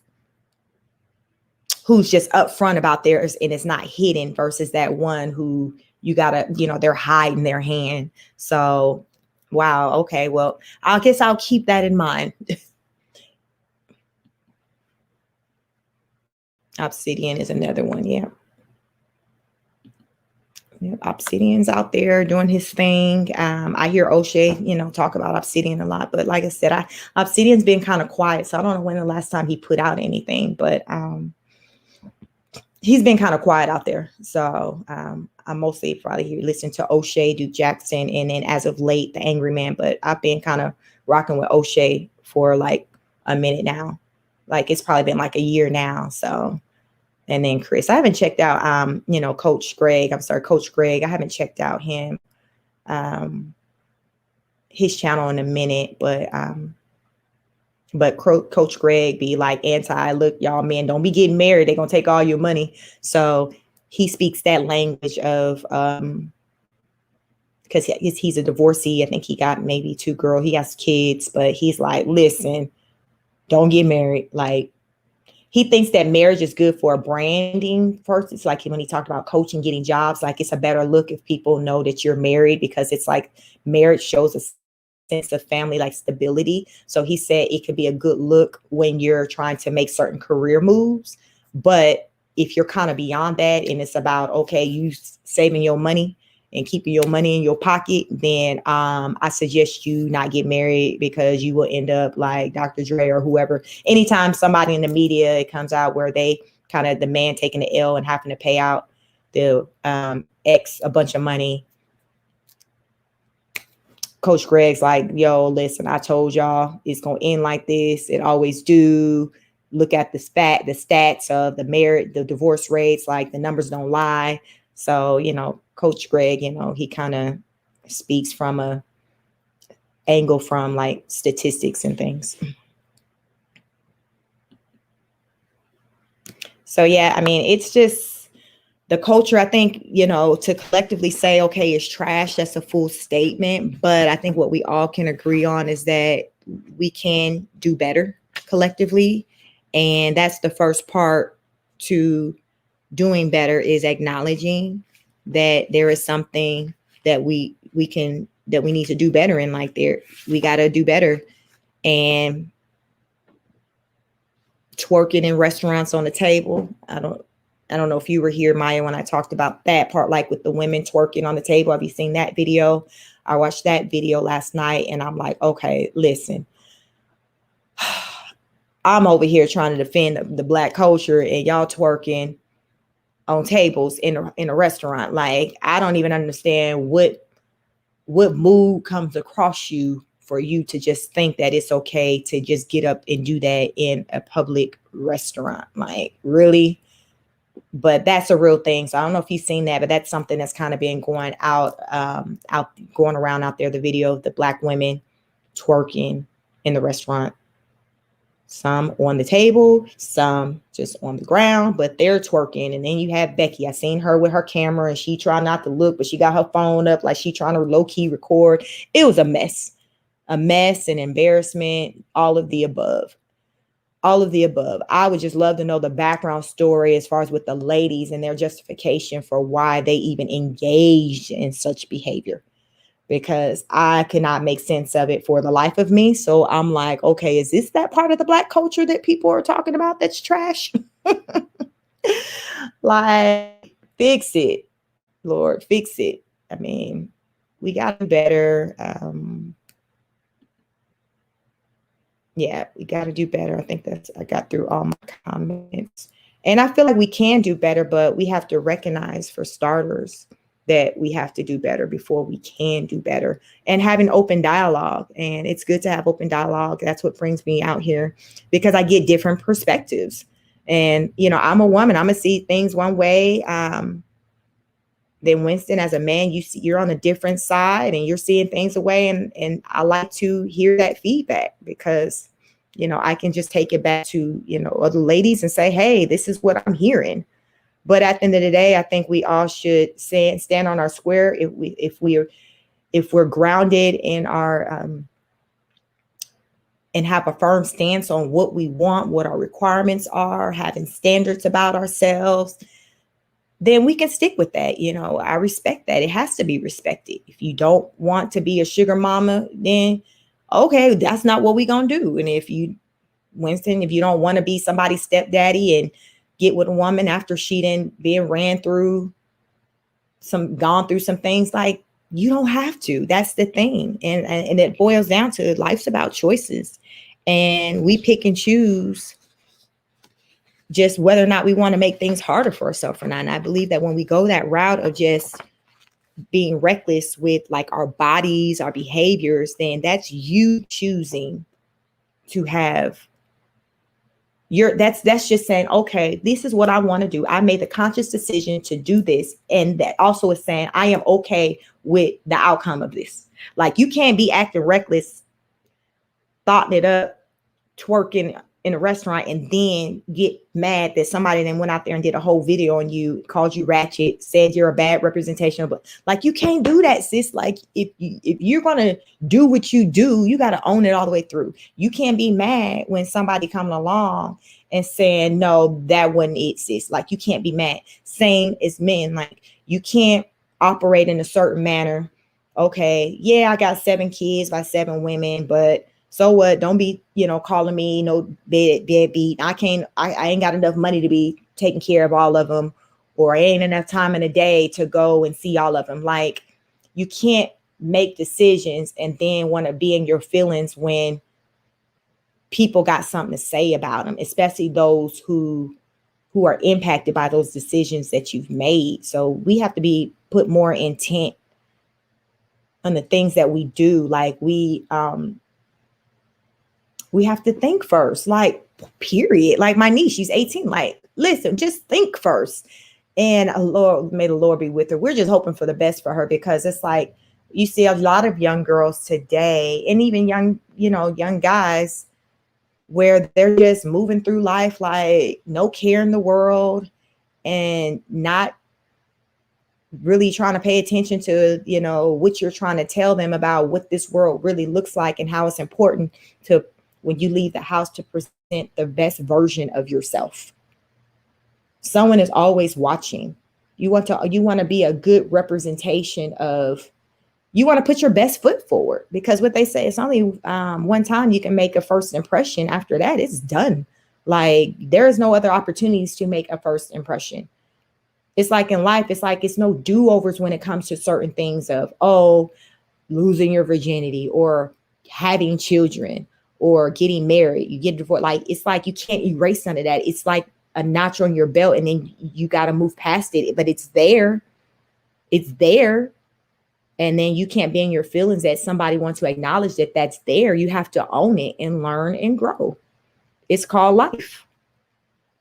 Like, It is what it is. And like Anton, I do believe like you roll with the punches, but you have to acknowledge and so what went wrong or what went left so you know not to repeat it. So, that's also, part of the whole learning process. You got to acknowledge the issue and then go ahead and put in that work to do better. And with the goal of not repeating that mistake, we don't want to have repeat behaviors. And I see that in our culture where constant repeat, men repeatedly having children with women randomly, women repeating, getting pregnant by different men, or even the same man, and he still ain't doing any better or still trying to give you what you want, if that is marriage. Like, I don't like to see when women, when we're men or women, when you're dealing with foolishness for years, when the writing been on the wall that the person was a hot mess, but you, because your self-esteem wasn't where it needed to be, endured it. Because you got men who got low self-esteem too. You feel like, well, I can't do any better. Even if they're not saying it with their words, their action is showing that they can't do any better. So they continue to just deal with the nonsense. And if that person get that energy that you feel like you can't do any better, they gonna treat you accordingly. They're like, oh, he ain't going nowhere or she ain't going nowhere. So we don't want to get in that category, man or woman. We have to have some standards, and we got to let the person we are with know that we have standards about ourselves. And if you cannot meet these standards, then I have to keep it moving, move on to the next, period. So thank you again for joining this morning live. We are approaching like at the 2-hour mark. I know it's early. I'm like, well, who knows? People, it's different time zone around the world. So someone else might be up with me at 8 o'clock in the morning. But yeah, this was just something I wanted to get on here and talk about. Is the Black culture trash? Please comment, share the live. Let me know your thoughts. If I just completely missed something, or if there's some information you want to share. But yes, make sure you have your bell on. So the next time I go live, I've been trying to go live more lately. So, I may, come back on here, this evening after I do the family thing, and talk. There was something I wanted to talk about that I didn't talk about yesterday. I have to try to think about what that topic was that I wanted to talk about. But yeah, if you guys got anything you want to suggest me talk about or touch on, yeah, drop it in the comments on the video, because there's so much that's going on out here in these streets, in particular the YouTube streets, to where it's always something that I can talk about. So just let me know, if there's an area that you'd like for me to touch on, because I'm just all about just getting the message out to the people, because I just want us all collectively to just move smarter. Moral of the story, we all can afford to move smarter. I want us all to be motivated by one another. I see a lot of content creators that I'm motivated by. I'm no fan, I'm not a fan of Kevin Samuels, but I do respect his hustle, his work ethic. So I don't go around talking about him. I don't subscribe. I'm not a subscriber, but I don't go around talking about him. I put my energy towards the things that's making a difference for me. I like to focus on the positive. So, or focus on things that can strengthen us as a community, strengthen me as a person. And I can just only hope that like-minded people navigate towards me, naturally in life. Like, I'm a person people just kind of gravitate towards. So I want to still bring that energy through YouTube, because since the whole pandemic, people are home. So I'm not on the ground connecting to people like before. So that's why I'm kind of back on here heavy, because it's like I miss connecting with the people. So this is my way of getting back out there with connecting to the people, hearing what people got to say. And it's definitely true with men and women been completely different, and it is what it is. We can't change it. It's just that we got to roll with the punches and figure out how we can work together. But that's not going to ever change. We'll forever be different. That's just how God intentionally made us different.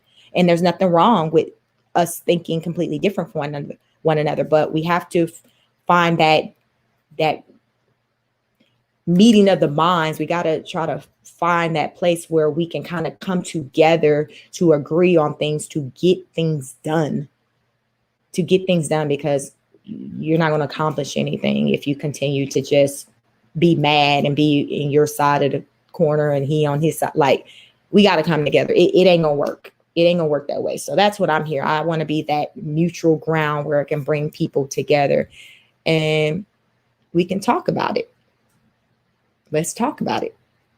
So until the next broadcast, you guys have a wonderful Saturday, a wonderful day. Like I said, I may jump back on, so make sure your notification bell is hit so you'll see when I go live. And until the next broadcast, peace.